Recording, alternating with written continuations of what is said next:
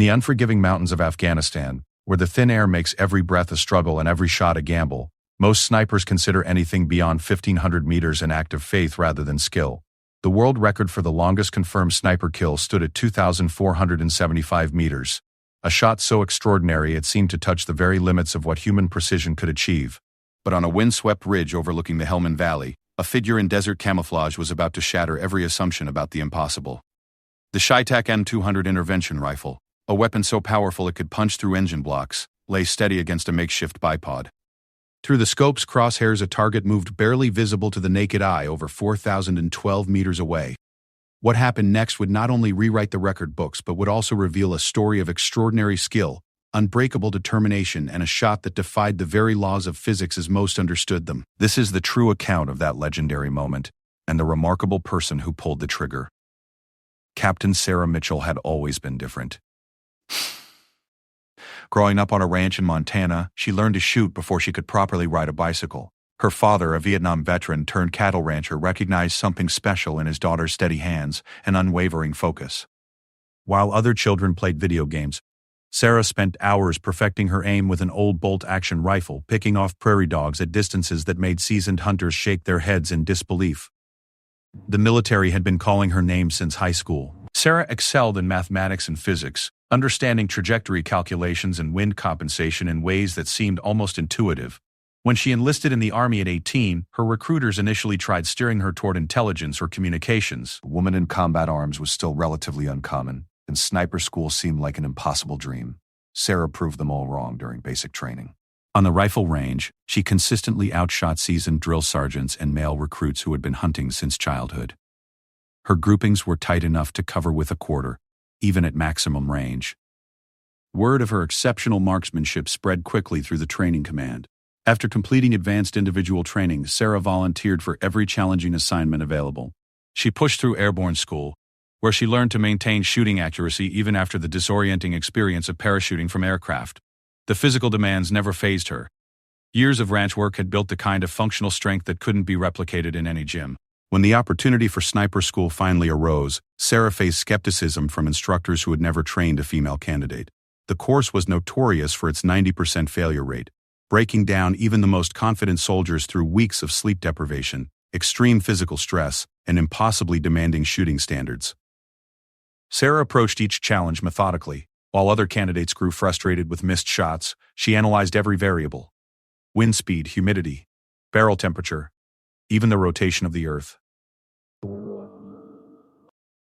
Her instructors watched in amazement as she consistently achieved first-round hits at distances where most snipers needed multiple attempts to find their target. The final test came during a simulated combat scenario. Candidates were required to stalk within range of experienced counter-snipers, set up a hide position, and successfully engage multiple targets without being detected. Many students failed this exercise because they rushed their shots or chose poor positioning. Sarah spent 3 hours crawling through thick underbrush, moving only inches at a time. She selected a position that seemed impossible, a slight depression in the ground with minimal cover, but with perfect sight lines to all designated targets. The counter-snipers walked within feet of her position multiple times without detecting her presence. When the time came to engage, Sarah's shots were flawless. Each target fell with a single round, the timing so precise that observers initially thought the exercise equipment had malfunctioned. She had achieved something unprecedented. A perfect score under the most challenging conditions the school could create. Graduation day brought Sarah her first real recognition. The commandant, a grizzled veteran with 30 years of experience, personally presented her sniper badge. He mentioned that in all his years of training snipers, he had never seen natural ability combined with such dedication to technical excellence. Sarah's first deployment came 8 months later. She was assigned to a forward operating base in eastern Afghanistan attached to a special operations team conducting high-value target missions. The terrain was brutal, mountains that seemed to stretch endlessly into thin air, valleys where the wind could change direction without warning, and an enemy that knew every ridge and cave for hundreds of miles. Her first mission briefing was sobering. Intelligence had identified a Taliban commander responsible for coordinating attacks against coalition forces throughout the region. He moved constantly, never staying in one location for more than a few hours.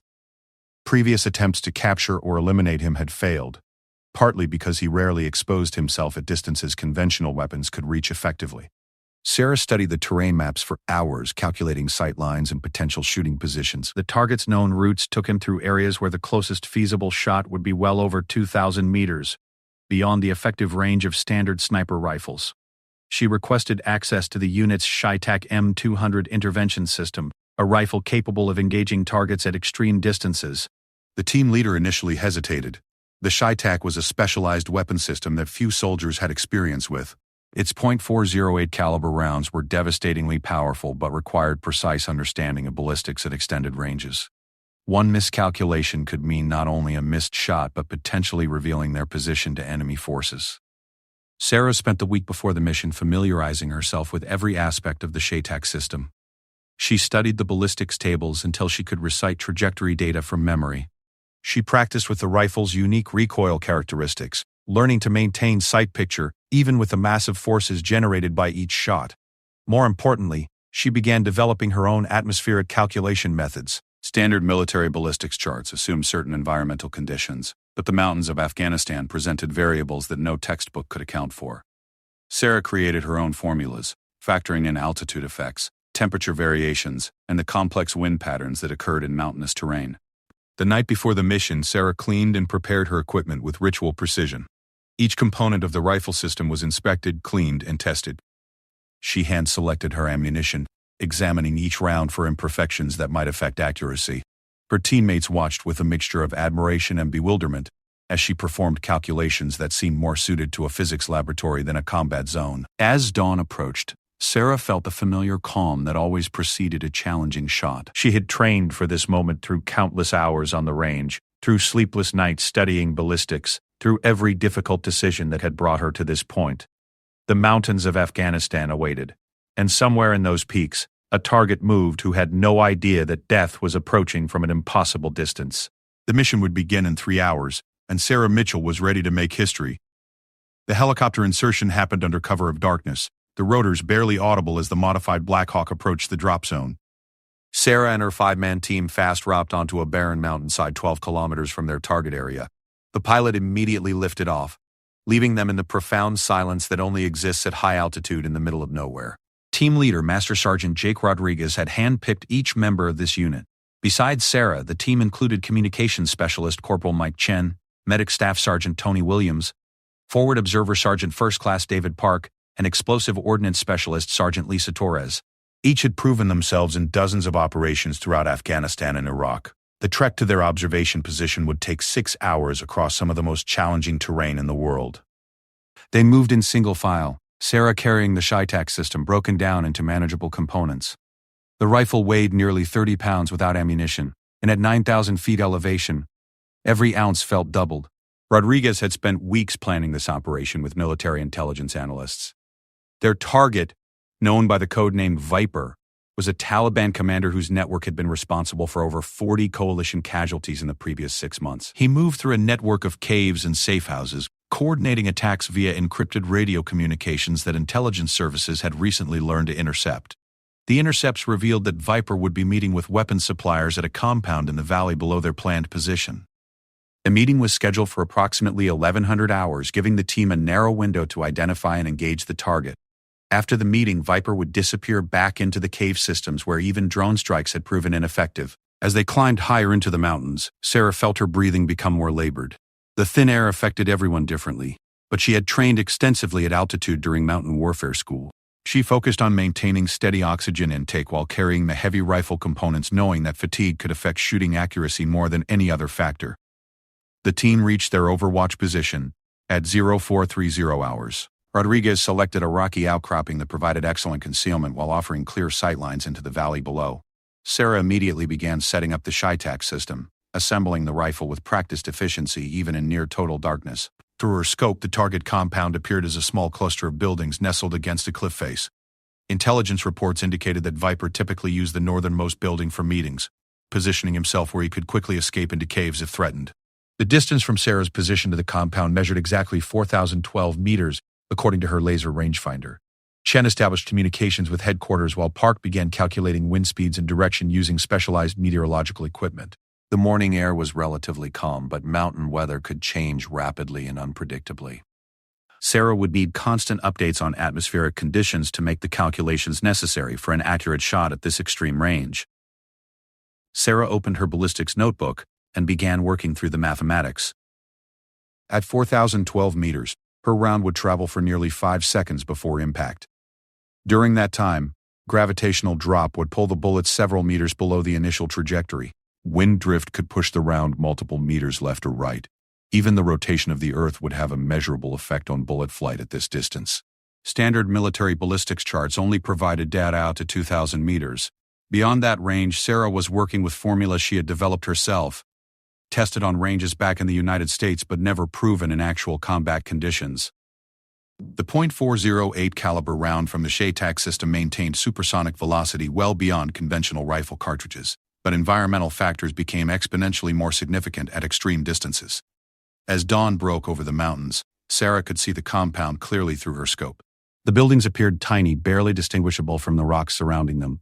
At this distance, a human target would appear no larger than a pinhead through even the most powerful optical sights.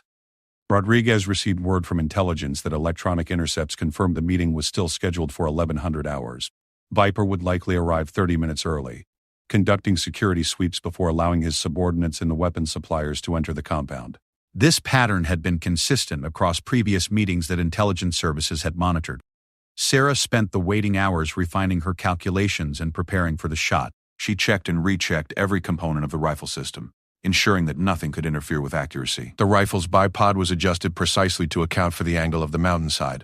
Her shooting mat was positioned to provide maximum stability while allowing full range of motion for tracking moving targets.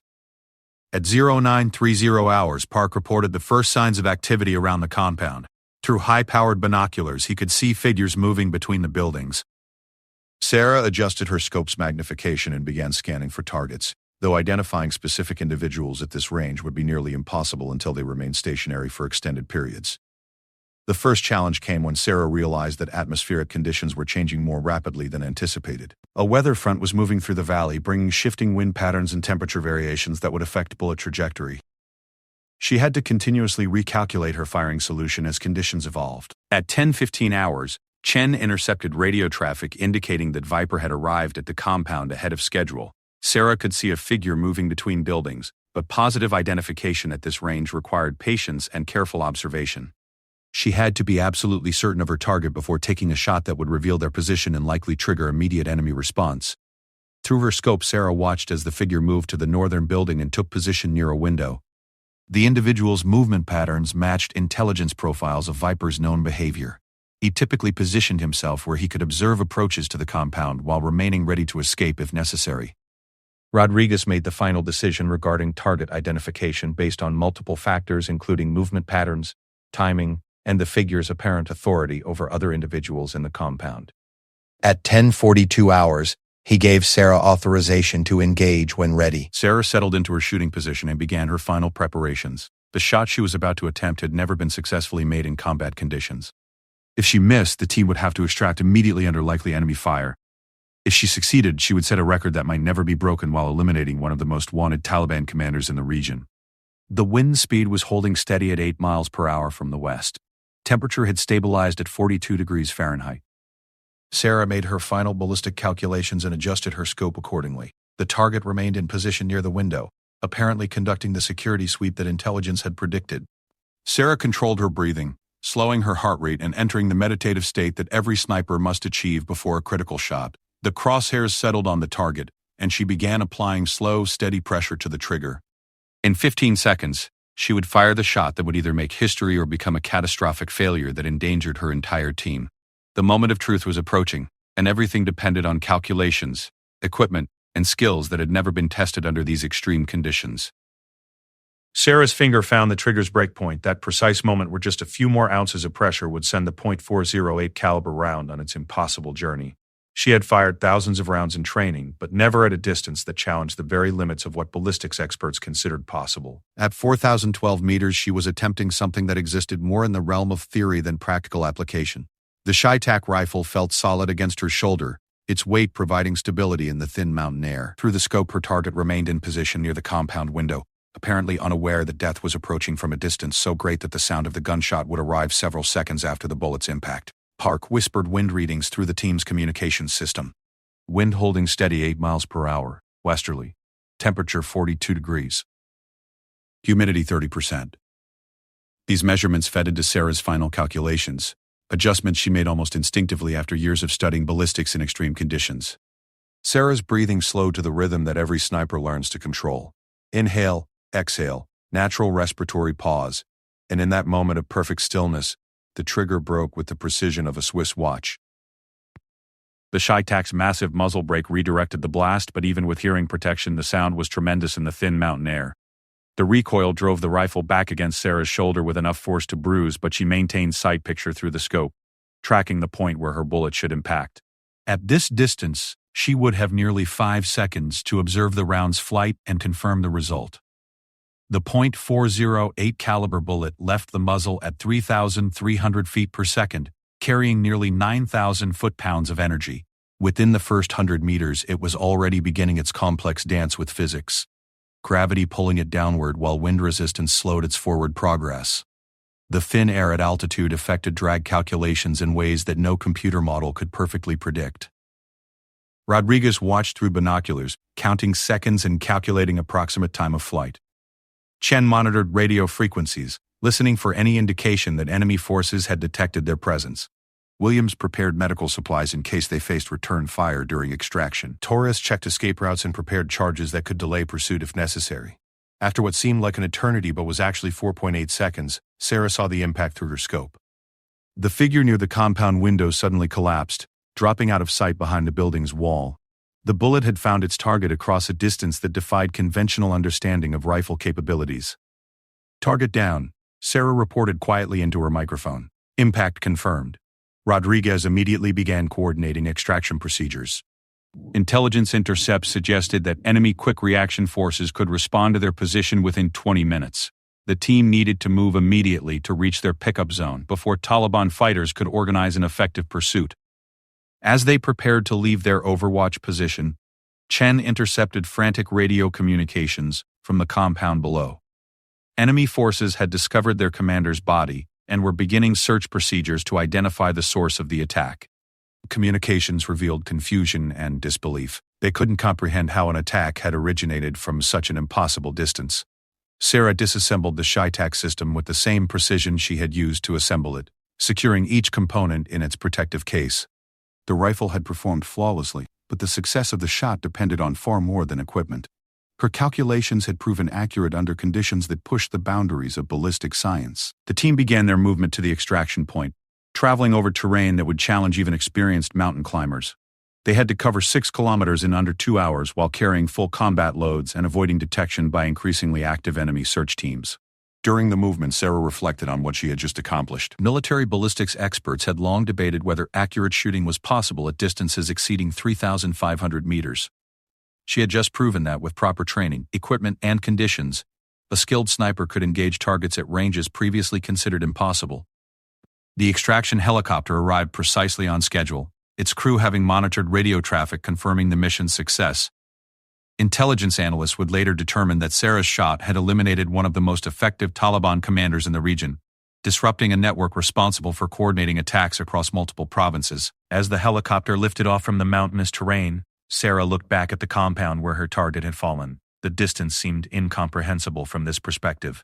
She could barely make out the buildings with her naked eye, yet her bullet had found its mark with lethal precision. Rodriguez submitted his after-action report 3 days later, documenting every aspect of the operation, including the unprecedented shooting distance. Military ballistics experts initially questioned the reported range, requiring multiple confirmations through GPS coordinates and laser measurements. When the data proved accurate, Sarah's shot was officially recognized as the longest confirmed sniper kill in military history. News of the record eventually reached the media, though Sarah's identity remained classified for operational security reasons. Military shooting instructors began incorporating her ballistic calculation methods into advanced sniper training courses. Her techniques for accounting atmospheric variables at extreme altitude became standard curriculum at specialized military schools. Sarah continued her deployment in Afghanistan, participating in dozens of additional operations. She never again attempted a shot at such extreme range, partly because tactical situations rarely presented such opportunities, and partly because the conditions that day had been extraordinarily favorable for long-range shooting. When asked about the record shot during classified debriefings, Sarah emphasized the importance of understanding ballistics as a science rather than relying purely on instinct or experience. She credited her success to years of studying physics and mathematics, combined with intensive training under varied environmental conditions. The Taliban commander's death significantly disrupted insurgent operations throughout the region. Intelligence services reported that his network fragmented after his elimination, with subordinate commanders lacking his strategic expertise and communication capabilities. The single shot had achieved effects that multiple conventional operations had failed to produce. Military historians later noted that Sarah's achievement represented more than just a marksmanship record. It demonstrated how individual skills, when combined with advanced technology and scientific understanding, could produce results that seemed to transcend normal human capabilities. The shot required not just exceptional shooting ability, but expertise in meteorology, mathematics, and physics applied under extreme stress in combat conditions. Years later, when Sarah had completed her military service and returned to civilian life, she reflected on that moment in the mountains of Afghanistan. The shot had lasted less than 5 seconds from trigger pull to impact, but it represented the culmination of a lifetime spent perfecting skills that most people never realize exist. She had proven that with enough dedication, knowledge, and preparation, even the impossible could become achievable. In a world where technology increasingly dominated warfare, she had shown that human skill and determination still had the power to change the course of events in ways that no machine or computer system could replicate. The record stood as testament to what could be accomplished when theoretical knowledge met practical application under the most challenging conditions imaginable. At 4,012 meters, Sarah Mitchell had redefined the possible and created a legend that would inspire future generations of marksmen to push beyond previously accepted limitations.